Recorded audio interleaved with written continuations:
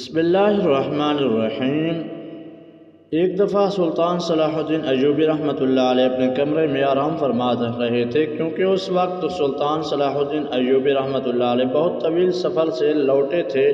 چند لمحوں کے بعد ایک سپاہی آپ کے کمرے کے دروازے پر آیا اور اندر آنے کی اجازت چاہی۔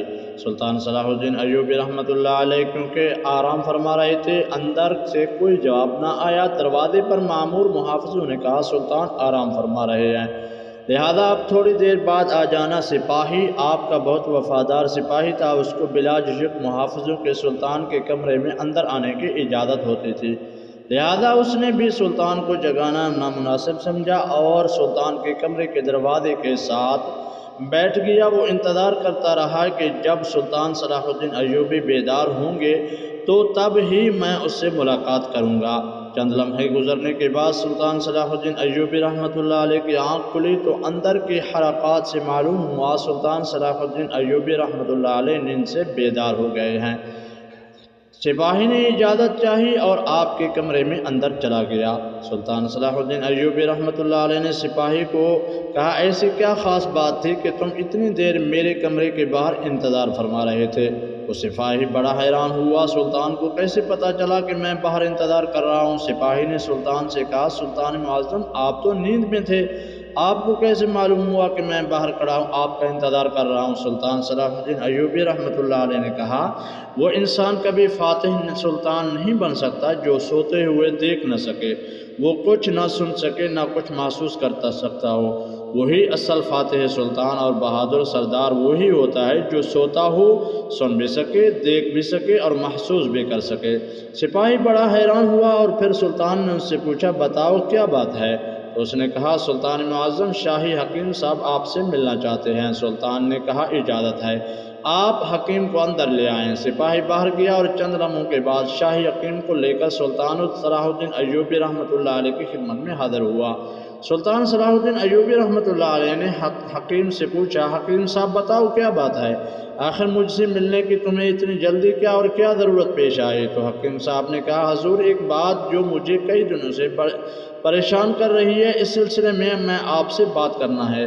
سلطان صلاح الدین ایوبی رحمۃ اللہ علیہ نے اس سے پوچھا، بتاؤ کون سی بات ہے تو اس نے کہا، سلطان معظم میرے حکیم خانے میں میرے بہت سارے شاگردوں میں ایک شاگرد ہے جو ایک خاتون ہے اور یہودی مذہب سے تعلق رکھتی ہے، اور لیکن اسلام قبول کرنے کے بارے میں بہت کچھ پڑھا ہے، اسلام کے بارے میں بہت کچھ سیکھا بھی ہے، لیکن چند ایک سوال ہیں جن کی وجہ سے وہ ابھی تک مسلمان نہیں ہوئی۔ وہ چاہتی ہے کہ مسلمان ہو جائے، لیکن ایک سوال کا جواب میرے پاس نہیں ہے، جس کی وجہ سے وہ ابھی تک مسلمان نہیں ہوئی۔ سلطان صلاح الدین ایوبی رحمۃ اللہ علیہ مسکرا کر کہا، سلطان کے حکیم ہوتے ہوئے تمہیں ایک سوال کا جواب نہیں آیا؟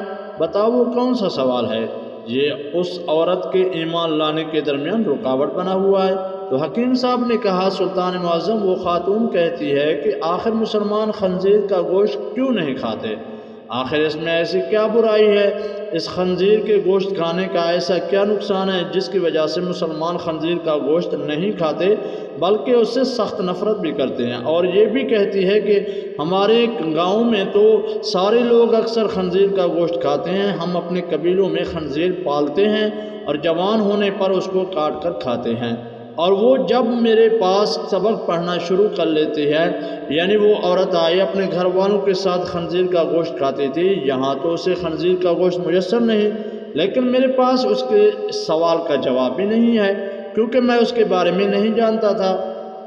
آپ اس سوال کا جواب دیں تو آپ کی وجہ سے یہ غیر مسلم مسلمان ہو جائے گی۔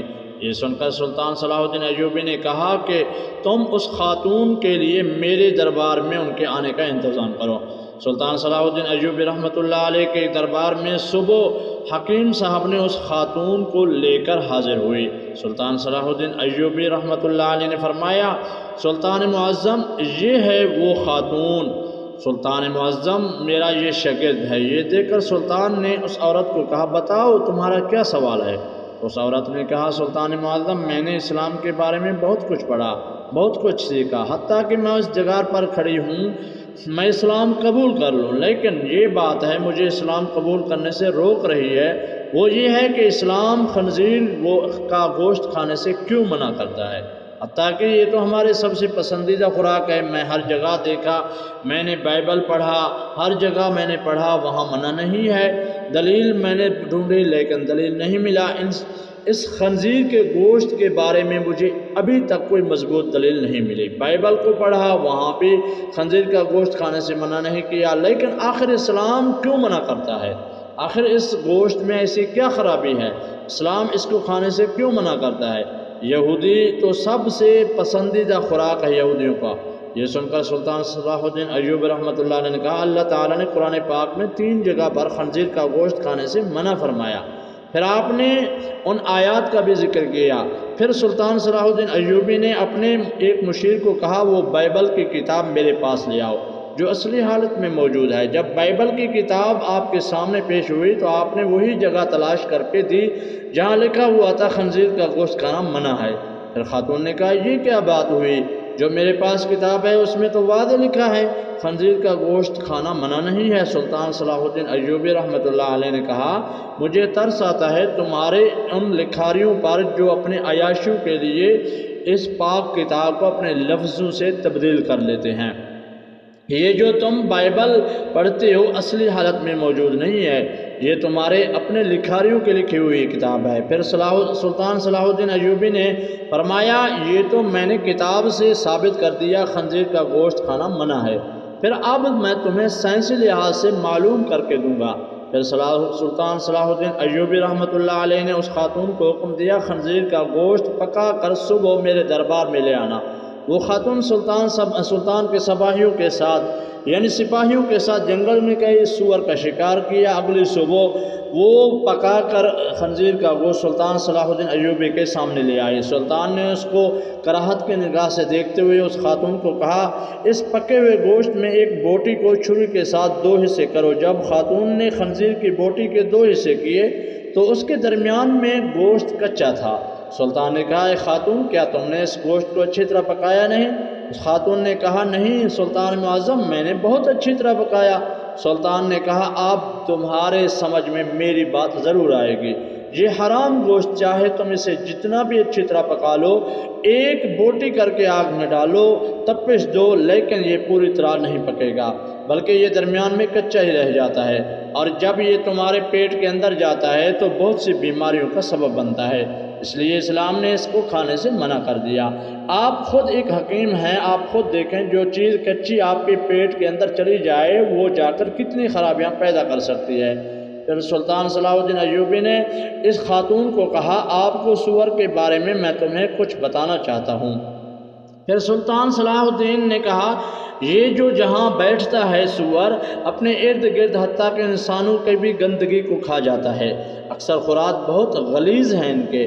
بات یہ سور واحد بے شرم ہے۔ یہ سور مادی یعنی اس کی بیوی کے ساتھ جب کوئی دوسرا سور جنسی تعلق قائم کرتا ہے تو یہ خوش ہوتا ہے، فخر محسوس کرتا ہے۔ یہ وہ واحد جانور ہے جن میں اتنی زیادہ بے شرمی بھری ہوئی ہے۔ آپ خود دیکھیں، ایسے جانور کا جب آپ گوشت کھائیں گے جس کی بنیاد غلاظت سے بھری ہوئی ہے تو وہ تمہیں کیا فائدہ دے گا؟ یہ بات سن کر وہ خاتون سلطان صلاح الدین ایوبی رحمۃ اللہ علیہ کے سامنے جھک گئی اور کہا، سلطان معظم، آپ مجھے اپنی ہی زبان سے کلمہ پڑھائیں۔ سلطان صلاح الدین ایوبی رحمۃ اللہ علیہ نے اس عورت کو کلمہ پڑھایا اور تمام دربار میں اللہ اکبر کے نعروں کو بلند آواز ہوا، نعروں کی تکبیر گونجی۔ اللہ تعالی ہم سب کو عمل کرنے کی توفیق عطا فرمائے۔ اگر آپ ہمارے چینل پر نئے تو چینل کو سبسکرائب کریں، لائک لازم کرنا، کامنٹ سیکشن میں قیمتی رائے بھی ضرور دے کر